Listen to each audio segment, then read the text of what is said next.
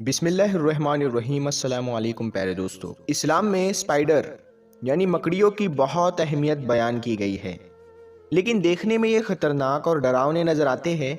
इसमें कोई शक नहीं कि बाकी मखलूकात की तरह अल्लाह ने मकड़ी को भी एक खास वजह से तख्लीक किया है, जिसमें अल्लाह की एक बड़ी हिकमत छुपी हुई है। ये छोटी सी मकड़ी वो करिश्माती काम कर जाती है जिस काम से एक मकड़ी की अक्लमंदी का पता चलता है, और मकड़ी के एक काम में इंसानों के लिए एक बड़ी नसीहत छुपी है, जिसे अगर किसी ने जान लिया तो वो अपनी ज़िंदगी में इत्मीनान हासिल कर लेगा। इस्लामी तारीख में मकड़ियों के हवाले से कई वाक़यात मौजूद हैं, जिनमें सबसे मशहूर वाक़या हज़रत मोहम्मद मुस्तफ़ा सल्लल्लाहु ताला अलैहि वसल्लम का है। जब आप सल्लल्लाहु ताला अलैहि वसल्लम ने इस्लाम के दुश्मनों की वजह से मक्का से मदीना हिजरत की तारीख के उस अजीम हिजरत में एक मकड़ी ने वो करिश्मा कर दिखाया जिसकी कोई मिसाल नहीं मिलती। मक्का से मदीने हिजरत के दौरान आप सल्लल्लाहु ताला अलैहि वसल्लम अपने सबसे करीबी साथी हजरत अबू बकर रदी अल्लाह ताला अन्हु के साथ एक गार में दाखिल हुए। मक्का के काफिरों ने उनको ढूंढने के लिए कुछ लोगों को उनके पीछे भेजा, जो ढूंढते ढूंढते उस गार तक पहुंचे। उनमें से 2 लोग उस गार के सामने पहुंचे, लेकिन उस वक्त अल्लाह की उस छोटी सी मखलूक ने उनको ऐसे रोका कि उस गार में जाने वाले रास्ते पर अपना जाला बना लिया। वो लोग इसी सोच से वापस चले गए कि अगर वो इस गार में छुपे होते तो ये जाला यहाँ नहीं होता। कहते हैं कि जब रसूलुल्लाह सल्लल्लाहु ताला अलैहि वसल्लम उस गार में थे तो जिब्राइल अलैहिस्सलाम ने अल्लाह ताला से अर्ज किया, ऐ अल्लाह, मुझे इजाजत दे ताकि मैं जाकर अपने परों से गार को बल्कि उस पहाड़ी को ही छुपा दूं। खिताब हुआ कि ऐ जिब्राइल, हकीकी सत्तार मैं हूँ। ये मेरी ही कमाले कुदरत है कि मैं अपनी कमजोर तरीन मखलूक के जरिए मकरो फरेब को दूर करूं। चुनांचे एक कमजोर मकड़ी को मुकर्रर किया और उसे हिफाजत के लिए भेजा। जब मकड़ी को हुक्म खुदावंदी पहुंचा तो उसने उसी वक्त सजदाए शुक्र अदा किया और अल्लाह ताला का उसे हुक्म हुआ कि जाकर पर्दा तान दे, लेकिन हिम्मत बुलंद रखना, एक दिन मेरा महबूब तुम्हारे पास आएगा। वो मकड़ी उस उम्मीद पर 700 साल उस गार के मुंह पर बैठी इंतजार करती रही। चुनांचे न रात को आराम था न दिन को चैन, यहाँ तक कि एक रात आप सल्लल्लाहु ताला अलैहि वसल्लम उस गार के करीब पहुंचे तो मकड़ी ने आपकी तरफ इशारा करके कहा, मुझ कमजोर को आप सल्लल्लाहु ताला अलैहि वसल्लम के दीदार का वादा दिया गया है, तशरीफ लाइए ताकि आपकी जियारत से अपनी आंखें ठंडी करूं। हुजूर नबी अकरम सल्लल्लाहु ताला अलैहि वसल्लम जब गार के अंदर तशरीफ ले गए तो मकड़ी ने जाला बुनना शुरू कर दिया। आपने हजरत अबू बकर सिद्दीक रदी अल्लाह ताला अन्हु से कहा, ऐ अबू बकर, एक वक्त से मैं इस फिक्र में था कि मेरी उम्मत उस बारीक पुल सिरात से कैसे गुजरेगी। अब आलम गैब की खबर देने वालों ने मुझे यूं खबर दी है कि जिस तरह इस पर्दादार को एक बारीक तार पर महफूज रखते हैं, तेरे दोस्तों को उसी तरह उस सिरात से महफूज रखेंगे। तो इस वाक़ये से मालूम हुआ कि मकड़ी एक कमज़ोर मखलूक है, लेकिन अल्लाह ने इसी कमज़ोर मखलूक से ऐसा काम लिया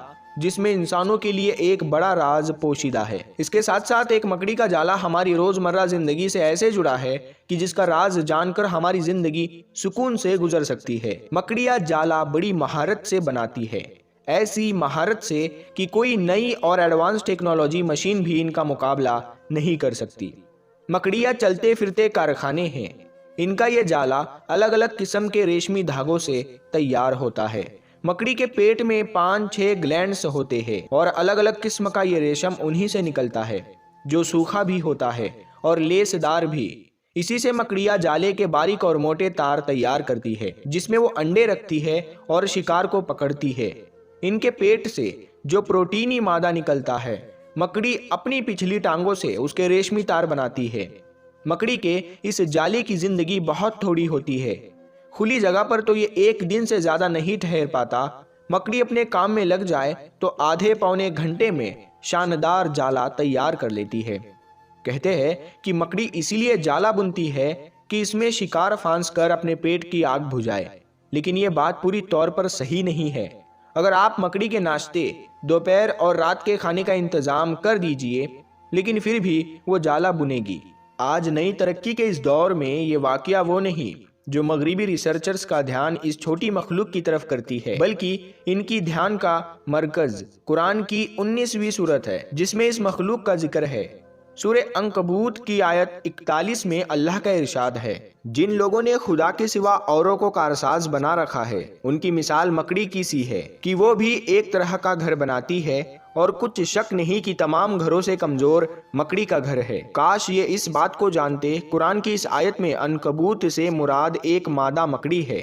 اس بارے میں ایک دلچسپ سائنسی ریسرچ سامنے آتی ہے۔ اس ریسرچ کی روشنی میں یہ بات سامنے آئی کہ مکڑی کا جالا ایک نر نہیں بلکہ ایک مادہ مکڑی بناتی ہے، اور یہ ریسرچ قرآن کی اس آیت کے مطابق ہے جس میں کہا گیا کہ ایک مادہ مکڑی ہی جالا بناتی ہے، جس کو آج سائنس بھی مان رہی ہے۔ اس آیت میں دوسری اہم بات یہ ہے کہ تقریباً تمام جانوروں میں میل یعنی نر جانور ہی بڑا اور طاقتور ہوتا ہے، لیکن اس چھوٹی مخلوق میں فیمیل یعنی مادہ جسم میں بڑی اور مضبوط ہوتی ہے، اور جس طرح باقی تمام جانور اور پرندے اپنے لیے گھر اسی لیے بناتے ہیں تاکہ وہ بارش، سردی، دھوپ اور دشمنوں سے خود کو بچا سکے، لیکن اس کا الٹا ایک مکڑی اپنے لیے جالا اسی لیے بناتی ہے تاکہ وہ اس چیز کو نقصان پہنچائے اور اسے شکار کرے جو غلطی سے اس کے جالے میں آ جاتا ہے۔ یعنی ایک مکڑی کا گھر سب سے غیر محفوظ گھر ہوتا ہے جسے قرآن میں سب سے کمزور گھر قرار دیا گیا ہے۔ اس صورت میں اللہ تعالیٰ نے مکڑی کی مثال دیتے ہوئے کہا کہ کاش یہ لوگ علم رکھتے۔ سوال یہ ہے کہ یہاں مکڑیوں سے متعلق کس علم کی بات ہوتی ہے جو ہم نہیں جانتے؟ حال ہی میں مکڑیوں پر ایک تحقیق کی گئی جس کے مطابق مادہ مکڑی بچے دینے کے بعد اپنے بچوں کے باپ کو قتل کر کے گھر سے باہر پھینک دیتی ہے۔ پھر جب اولاد بڑی ہو جاتی ہے تو وہ یہ عمل اپنی ماں کے ساتھ کرتی ہے اور اسے مار کر گھر سے باہر پھینک دیتی ہے۔ غور کیا جائے تو قرآن کریم کی سورہ عنکبوت کو اردو میں مکڑی کہا جاتا ہے، اور اس میں ارشاد باری تعالیٰ ہے کہ سب سے کمزور گھر عنکبوت کا ہے۔ اگر یہ انسان علم رکھتے، انسان مکڑی کے گھر کی ظاہری کمزوری تو جانتے ہی تھے کیونکہ وہ جالے کا بنا ہوتا ہے، مگر اس گھر کی کمزوری سے خانہ جنگی سے لا علم تھے۔ لیکن اب مکڑیوں پر ہونے والی جدید تحقیق نے اس کمزوری سے یہ واقف کروا دیا، اسی لیے اللہ تعالیٰ نے فرمایا کہ اگر یہ علم رکھتے یعنی مکڑی کی گھریلو کمزوریاں اور دشمنی سے واقف ہوتے، اور حیرت انگیز طور پر اس صورت میں شروع سے آخر تک گفتگو فتنوں کے بارے میں ہے۔ مکڑیوں کے گھر کی کمزوری سے متعلق جو بات قرآن پاک میں 1400 سال پہلے بتا دی گئی تھی، آج جدید سائنس آج اسے تسلیم کرنے پر مجبور ہے۔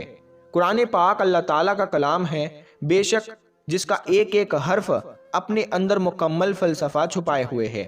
بس ضرورت اس امر کی ہے کہ قرآن پاک کو پڑھ کر سمجھنے کی کوشش کرنی چاہیے۔ پیارے دوستو، ہم امید کرتے ہیں کہ آپ کو آج کا یہ واقعہ پسند آیا ہو۔